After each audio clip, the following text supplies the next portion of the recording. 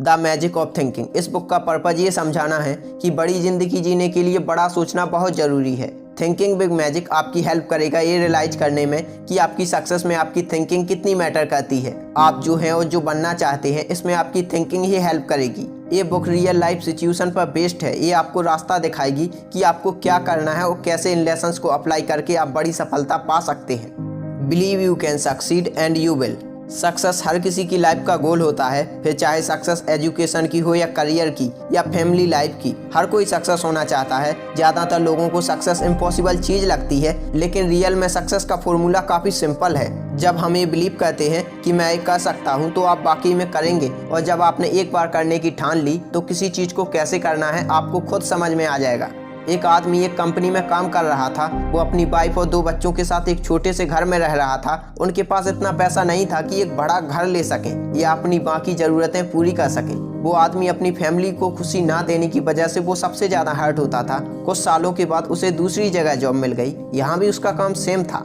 Job interview के एक दिन पहले वो आदमी कुछ सक्सेसफुल लोगों से मिला जिन्हें वो जानता था, ये जानने के लिए कि उनमें ऐसा क्या है जो उसके पास नहीं है। और उन सबसे मिलने के बाद उस आदमी को ये बिलीव हो चुका था कि वो लोग अपनी इंटेलिजेंट पर्सनैलिटी या एजुकेशन की वजह से सक्सेस नहीं हुए थे, बल्कि इसलिए हुए क्योंकि उन्हें खुद पर भरोसा था that they can do something, कि वो कुछ कर सकते हैं। अगली सुबह वो पूरे कॉन्फिडेंट के साथ जॉब इंटरव्यू के लिए गया और उसने 300% ज़्यादा सैलरी की डिमांड भी की, क्योंकि उसे खुद पर भरोसा था कि वो इतना डिजर्व करता है। उसके इस कॉन्फिडेंट की वजह से उसे वो जॉब मिल भी गई। इसलिए खुद पर बिलीव करें कि आप कर सकते हैं। बिलीव करें कि दूसरों की तरह आपको भी सक्सेस मिल सकती है। हमेशा सेकंड क्लास नहीं बने रहें। जब आप बड़ा सोचना शुरू करेंगे तो बड़ी सक्सेस ऑटोमेटिक मिलने लगेगी। Stop making excuses. आपने ये देखा होगा, जो इंसान जितने कम एक्सक्यूजेस बनाता है उतनी ही जल्दी सक्सेसफुल होता है। लेकिन आपने ये भी देखा होगा कि अगर आपका कोई फ्रेंड कहीं नहीं पहुंच पाया तो उसके पास एक्सक्यूजेस की पूरी किताब होगी। जब लोग हमसे पूछते हैं क्या हुआ, हम कोशिश क्यों नहीं कर रहे, तो हम कुछ ऐसे बहाने गिनवा देते हैं जैसे अरे मेरे पास तो हेल्थ इशू है, या फिर मैं काफ़ी ओल्ड हूँ, अब मैं उतना इंटेलिजेंट नहीं हूँ।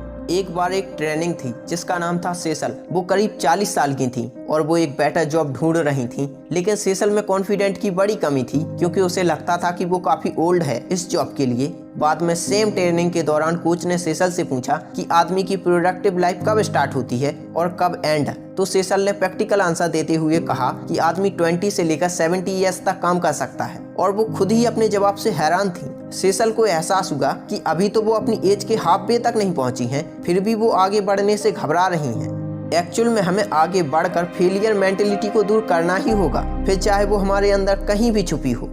Build confident and destroy fear. कुछ लोगों के लिए फियर सिर्फ माइंड का गेम है, लेकिन सच तो ये है कि फियर रियल होता है, और इससे पहले ये हमें कंट्रोल करे हमें इसे पहचानना होगा। एक बार नेवी ग्रुप का स्विमिंग एबिलिटी टेस्ट लिया गया। उनमें से ज्यादातर यंग बॉयज थे जो पानी की गहराई से डरते थे, यहाँ तक कि कुछ फीट गहरे पानी से भी। तो नेवी ऑफिसर को एक आइडिया आया। उसने एक बॉय को पास बुलाया और धीरे से वाटर पूल में धक्का दे दिया, और वो पानी से बाहर निकलने के लिए पूरी कोशिश कर रहा था। तो उसे पूल से बाहर निकालने के बाद जब ऑफिसर ने पूछा क्या वो इस ट्रेनिंग को कंटिन्यू करना चाहेगा, तो उस लड़के ने बड़े कॉन्फिडेंट के साथ हाँ बोला, ताकि वो अपना डर दूर कर सके और स्विमिंग सीख सके। दोस्तों, चीज़ों का राइट साइड देखने की कोशिश करें और अपनी प्रॉब्लम्स को फेस करें। जब आप बिलीव करेंगे और एक्चुअल में कोई एक्शन लेंगे तो आपके अंदर का डर ऑटोमेटिकली दूर हो जाएगा।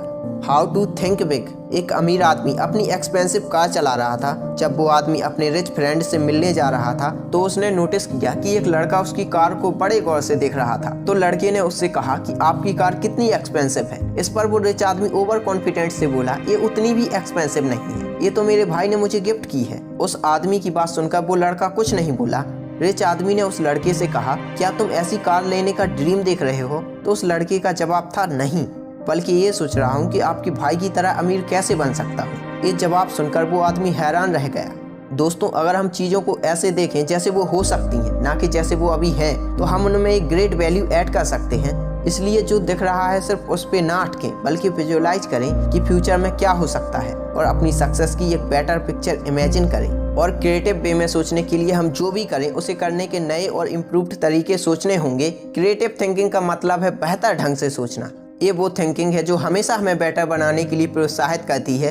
एक आदमी के पास 2 लाइफ इंश्योरेंस सेल्समैन आए। दोनों सेल्समैन उसे एक इंश्योरेंस प्रोग्राम के बारे में बता रहे थे। दोनों ने उस आदमी से प्रॉमिस किया कि वो उसे एक बढ़िया प्लान ऑफर करेंगे। पहले सेल्समैन ने उस आदमी को मौखिक तरीके से समझाया, लेकिन उस आदमी को कुछ समझ नहीं आया। सेल्समैन ने उसे पूरी तरह एक्सप्लेन किया और टेक्निकल डिटेल भी बताई। ये सारी बातें सुनने के बाद वो आदमी और भी ज़्यादा कंफ्यूज हो गया और उसने उस सेल्समैन को प्लान देने से मना कर दिया। अब दूसरे सेल्समैन की बारी आई तो उसने सारी डिटेल्स बड़े इंटरेस्टिंग तरीके से समझाई। तो उस आदमी को दूसरे सेल्समैन का प्रपोजल इजीली समझ आ गया था। तो उस आदमी ने उसी टाइम इंश्योरेंस डील साइन कर दी।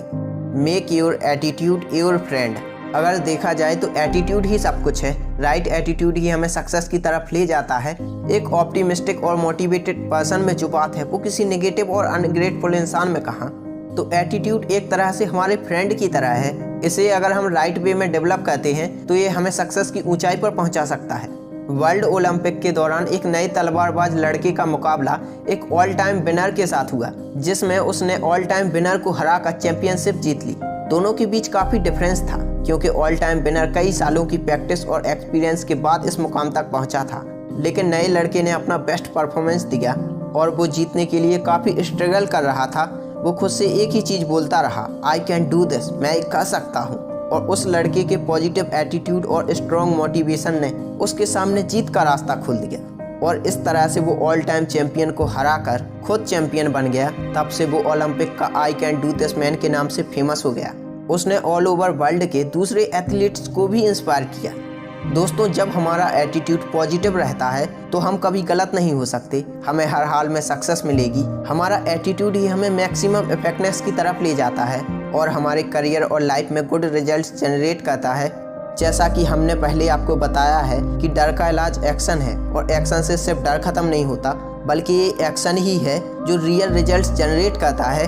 अपने टास्क को फिनिश करने का सबसे अच्छा तरीका यही है कि सिंपली उस टास्क पर जुट जाओ, फिर चाहे वो हमें पसंद हो या ना पसंद हो। जो भी टास्क है उस पर तुरंत एक्शन लो और अपने माइंड में नेगेटिव थॉट आने ही मत दो।